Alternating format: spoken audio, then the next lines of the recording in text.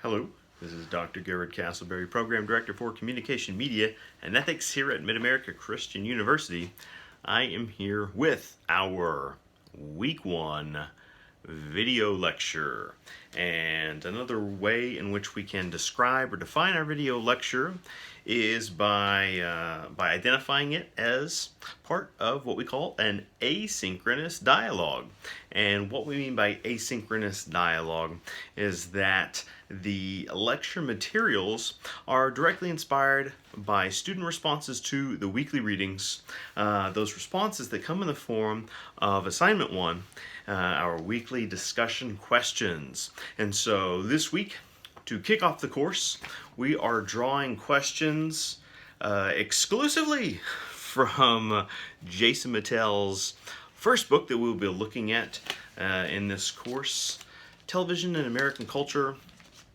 And we are looking at the introduction as well as, I think, Chapter 5. We'll make sure we clarify that, or maybe we won't. It's on the course syllabus, but we're going to be looking at materials from Mittell. Not quite exclusively, but that's where all of the questions seem to have come from.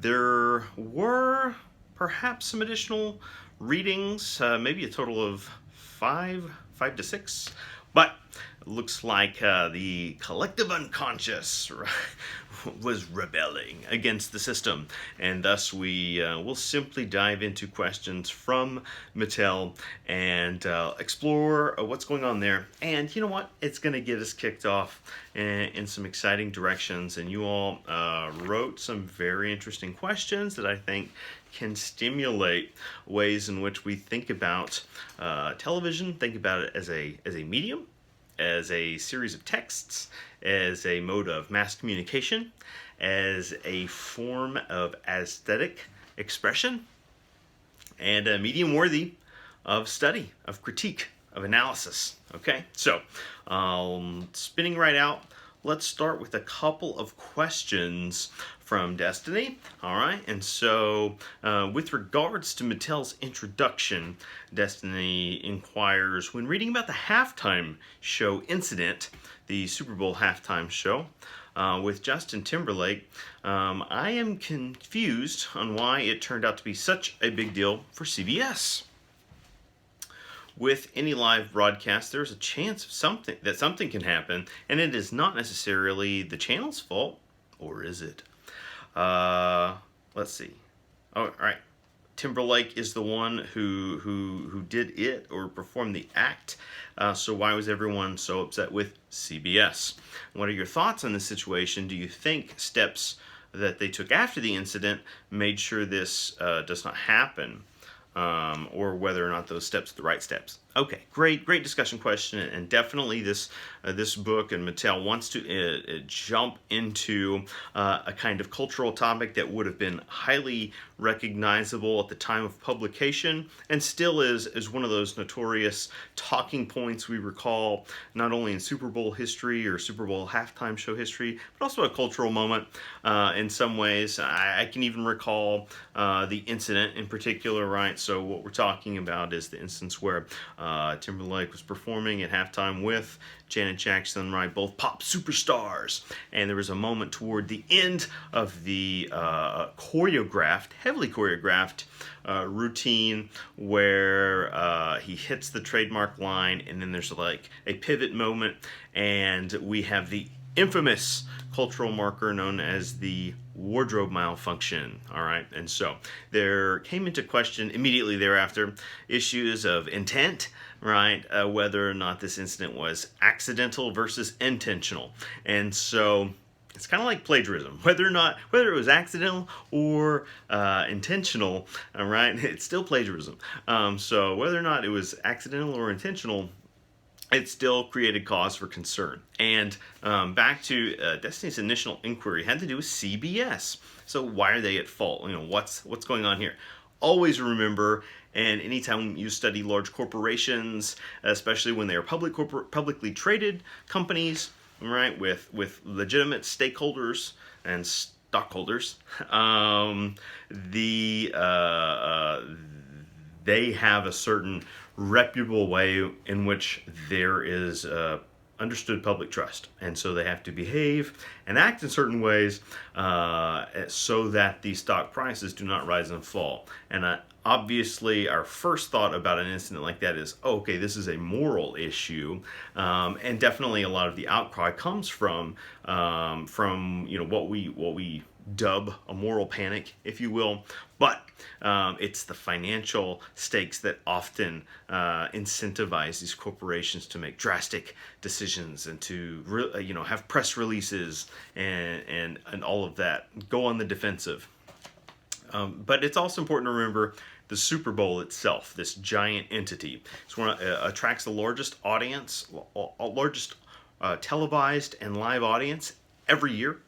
Right, it's become the be-all, end-all of viewership engagements, and so part of that formula is recognizing, part of that programming strategy is recognizing your audience spans the spectrum, right? And this is children to senior adults, and whatever comes through that programming, the responsibility will immediately go to the top, right? Who is the ultimate producer or distributor? In this case, it's a production broadcasted through and by CBS's production teams, and so they are the ones responsible for catching anything, even on a quote-unquote live delay. Usually these live delays still have somewhere in that neighborhood of 5 to 8 seconds, at most 15 seconds, to be able to catch and elect to alter or cut away or something like that. Here was an instance where they were at the end of the scene, so like it's that dramatic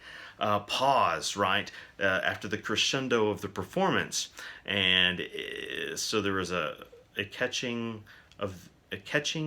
off guard effect, right, that takes place where to cut away is to disrupt the performance itself, but the performance itself was disrupting cultural norms, right? So we can see how this gets into several different areas, but the brand of the Super Bowl in the NFL allegedly communicates family appeal, right? That's what they're trying to sell. So to go against that grain is to challenge that, right, position. And so intent is a big deal. CBS is ultimately held accountable, right? They can be fined by the FCC, not that they can't afford any fine that would come out, right? It's largely just a sort of political checks and balances more than some kind of giant rupture that can occur. And then, of course, the aforementioned, right, shares, like stock shares, the stakeholders, right? Those types of deciding factors for publicly traded companies.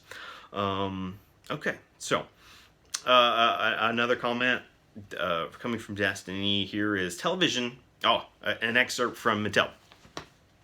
Quote, coming from page 2, Television and American Culture. Quote, television is a mirror of our world, offering an often distorted vision of national identity, as well as shaping our perceptions of various groups or people, end quote. Can you better explain the statement, right? So unpack this a little bit. Is this role purported about television, is it a good thing or a bad thing? And as opposed to thinking good thing and bad thing, I think we can dismiss these terms and recognize it's mass communication, right? So television is mass communication, can and often does sort of distort a vision of national identity, and there's so many examples we can draw from here. And I think the easiest way to explain it, though, without having to fall down the well of examples, is think about this. So television gives us a narrowly focused window to the world. All right, so sometimes it's fictional, sometimes it's realistic, sometimes it's realism. All right, sometimes it's funny, sometimes it's sad, whatever. A narrowly focused window to the world. So what do we mean by narrowly focused? Right? Well, it's all of television is a framed screen, okay? And just as we capture something, whether we capture it with a camera, with a cell phone, with our eyes, we can only see so much information at a time. And so for every piece of information framed on television, right, there are the remaining degrees behind that framed lens.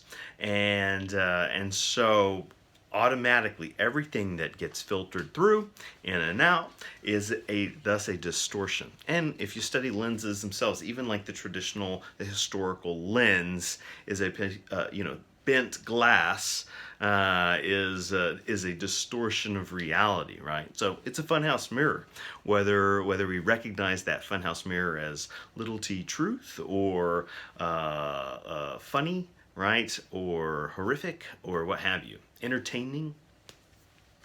That's a way we can think about television, and also maybe some of the ways in which it practices censorship, some of the ways it does or does not invite certain levels of inclusivity, right? Representation of what is a common person, what is a common denominator, right? What are the top stories, quote unquote. And so these are things we can think about. What has multi-camera live production done for television, for the television industry? Well, multicam productions are a form of technological innovation, right? So to only have one camera is very static, and to innovate upon that, to add different takes, to add multi-camera setups and so on, this improves storytelling. This heightens, thus, the simulation of human drama, okay? Human drama that is fictional, or human drama that is, say, reported, even in the news. So the multi-camera live productions add these values that capture our attention, and more importantly, aim to capture our emotions. Okay, so that is a great segue into the final question here is, how do you think audiences at home differ when looking at the Price is Right versus a Who Wants to Be a Millionaire? And my response would be, and look, spinning off of Mattel on page 178, my response would be, I suppose that it's more about how the audience feels, okay? What kind of mood does a show create? To use your examples, Who Wants to Be a Millionaire versus Price is Right. So Mattel describes that process of Who Wants to Be a Millionaire and how it's very, moody. It's serious. It's adulty. There's tension they're building.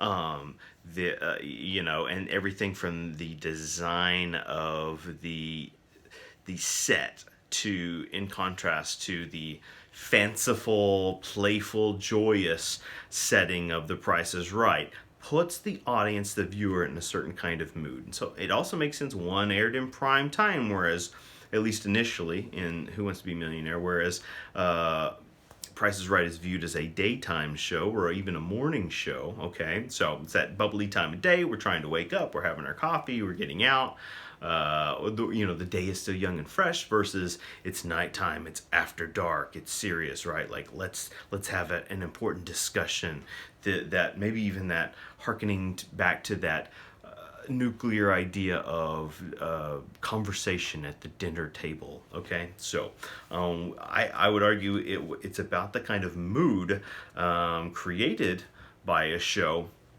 And thus, maybe a question we can ask is, how does that mood entice audiences to tune in again and again? And so, like advertising, game shows are often based on emotional response. And I think that's something to think about, right? The next time you tune in to any type of game show, variety show, is to think about maybe what kind of mood they intend to set and what they're going for there. We'll be right back with part 2 of our video lecture series for week 1 of COM 4413, Communication and Cultural Change.